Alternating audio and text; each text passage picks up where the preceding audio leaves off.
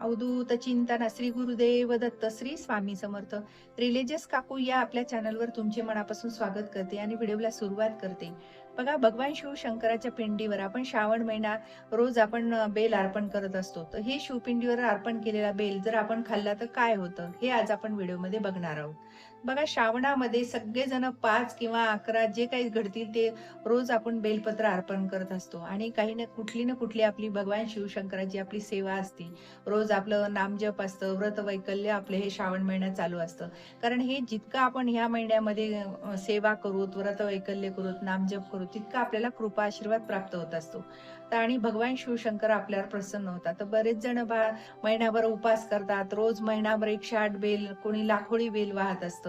तर हे असे नियम सगळ्यांचे प्रत्येकाचे वेगवेगळे आहेत. तर हे असे नियम करून आपला श्रावण महिना पूर्ण अगदी आनंदात, सुखा समाधानात म्हणजे साजरा करतात. तर हे आपण मग भगवान शिव सुद्धा आपल्याला कृपा आशीर्वाद प्राप्त करतात. तर हे आपण बेल खाल्ल्याने काय होतं, तर बेल खाल्ल्याने आपल्या शरीरातले जे काही आजार आहेत, जे काही आपलं वात दोष, जे काही पित्त वगैरे असेल तर ते सुद्धा आपलं निघून जातं. कारण हे बेल म्हणजे हा नुसता अर्पण केलेला बेल नाही, तर तो एक प्रसाद, आपल्यासाठी प्रसाद तयार होतो भगवान शिवशंकराचा. आणि हे प्रसाद खाल्ल्याने नक्कीच आपल्या शरीरामधलं जे काही आहे आजार वगैरे म्हणा, तुमचं काही जे विचार, वाईट विचार येत असतील, नकारात्मक शक्ती आपल्या शरीरात असेल तर ती सुद्धा निघून जाते. कारण एक म्हणजे पुराणी कथा आहे की बघा, याच्यामध्ये समुद्र मंथनामधून जेव्हा हे समुद्र मंथन झालं, तेव्हा हलहलीमध्ये ते एक विष विष तयार झालं त्याच्यामध्ये. म्हणजे अमृतही तयार झालं आणि अमृताबरोबर विषही तयार झालं. तर हे विष सगळ्या सृष्टीवर पसरत होतं आणि सगळ्या सृष्टीचा नाश होण्यापेक्षा भगवान शिवशंकरांनी ते प्राशन केलं. आणि भगवान शिवशंकरांनी प्राशन केल्यानंतर त्यांच्या घशामध्ये त्याचा दाह निर्माण झाला, म्हणजे आग तयार होऊ लागली, पूर्ण शरीराचं तापमान वाढू लागलं. मग आता सगळ्या देवांना काळजी वाटायला लागली की आता भगवान शिवशंकराच्या शरीरामध्ये पूर्ण अंगार म्हणजे दाह निर्माण झाला. आता हे कसा दाह कमी करायचा, कारण पूर्ण शरीर असं पूर्ण तापलेलं होतं. तर मग त्यांनी ऋषीमुनींना साकडं घातलं की हे आता दाह कसं करायचं, आम्हाला याच्यावर उपाय सांगा. तेव्हा ऋषीमुनींचा खूप अभ्यास होतो. तेव्हा ऋषीमुनींनी सांगितलं की त्यांना तुम्ही बेल आहे तो बेल त्यांना म्हणजे खायला द्यायचा. तर बेल खायला दिल्यानंतर मग तेव्हा त्याची ती दाह शरीरातली कमी व्हायला. मग जेव्हा त्यांनी शरीरातली दाह कमी झाल्यावर आपोआप शरीराचं तापमान कमी कमी व्हायला लागलं.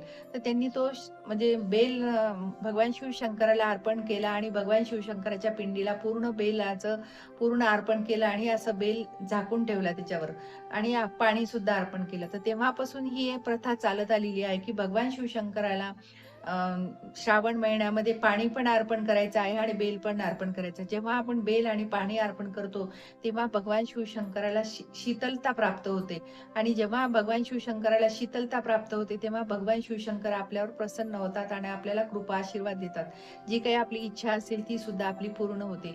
म्हणून आणि जेव्हा हे बेल अर्पण करतो त्यांचा दाह आपोआप आपोआप कमी होऊन मग ते शेवटी भगवान शिवांना थंड वाटायला लागतं. त्यांचा तो घशातला जो दाह आहे विष पिल्याने, त्यामुळे तो कमी व्हायला लागतो. तर हे असं पूर्वीची कथा आहे आणि ह्या तेव्हापासून ही प्रथा चालत आलेली आहे की आपण भगवान शिवशंकराला श्रावण महिन्यामध्ये बेल आणि पाणी अर्पण करायचं आहे. तर जेव्हा बघा, प्रत्येक जण एक बेल पान जरी अर्पण केलं तर एक तांब्या पाणी अर्पण करायचं आहे. कारण त्याबरोबर जर केलं तर भगवान शिवशंकराला शीतलता मिळते. आणि तुमचे जे काही असेल, छोटा तांब्या असो, मोठा असेल, कळशीभर असेल, पण हे पूर्ण आपल्याला एक दोन पानं जरी अर्पण केले तर आपल्याला तेवढं एक तांब्याभर पाणी घालायचं आहे. हे नियम सगळ्यांनी लावून घ्यायचा आहे. कारण भगवान शिवशंकराला आपल्याला शीतलता द्यायची. कारण आपल्या सगळ्या सृष्टी वाचवण्यासाठी भगवान शिवशंकरांनी विष प्राशन केलं होतं की सृष्टीला कुठलाही इजा होऊ नये म्हणून त्यांनी प्राशन केलं. तर आपण एवढं त्यांचा दाह कमी करण्यासाठी आपण 108 बेलपत्र किंवा जे काही तुम्हाला 11-21 मिळतील ते अर्पण करायचे आहे आणि आपल्याला पाणी अर्पण करायचं आहे. जर सेवा आपण नित्य नियमाने केली श्रावण महिना, तर नक्कीच आपल्यावर भगवान शिवशंकर प्रसन्न होतात. आणि ही असं सेवा अगदी साधी छोटी आहे. तुम्हाला जे पानं मिळतील ते तुम्ही सकाळी करा, संध्याकाळी करा आणि प्रदोष टाइम मध्ये जरी पूजा केली तरीही चालती. कारण ही आपण ही छोट्यातली छोटी सेवा केली, तर नक्कीच आपल्यावर भगवान शिवशंकर आपल्यावर प्रसन्न होऊन आपल्यावर कृपाछत्र धरतील आणि आपल्या ज्या काही इच्छा असतील त्या सुद्धा पूर्ण होतील. आणि ह्या दिवशी तुम्ही जर तो आपण बेल अर्पण करतो, तो धुवून जर आपण प्राशन केला, तर आपल्या शरीरामधली नकारात्मक जी काही बाधा आपल्या शरीरामध्ये असेल किंवा जे काही आपले वाईट विचार म्हणा, आपल्या शरीरामधले वाईट दोष, आजार जे काही आपल्याला त्रास देतात. समजा आता प्रत्येकाच्या शरीरामध्ये कुठला ना कुठला आजार असतो. आतमध्ये आपल्याला आता आतले आजार आपल्याला माहिती नसतात. पण जेव्हा आपण हे भगवान शिवशंकराचा प्रसाद आपलं बेलपान जर अर्पण केलं, आपल्या शरीरात आपण खाल्लं, तर नक्कीच आपल्या शरीरातले आजार निघून जातात. जी काही उष्णता आपल्या शरीरातली आहे, ती सुद्धा आपली कमी होते. वात, पित्त, कफ हे सुद्धा म्हणजे निघून जातं. कारण हे बेलाचं पान म्हणजे नुसतं पान नाही, तर हे म्हणजे औषधी रूप सुद्धा आहे. तर ह्या औषधी रूपाने आणि भगवान शिवशंकराच्या प्रसाद रूपी आपल्या शरीरातली जर घाण आपल्याला काढून टाकायची आहे, तर आपल्याला हे बेलपान आपल्याला खायचं आहे. तर रोज तुम्ही एक पान सकाळी खा किंवा संध्याकाळी खा.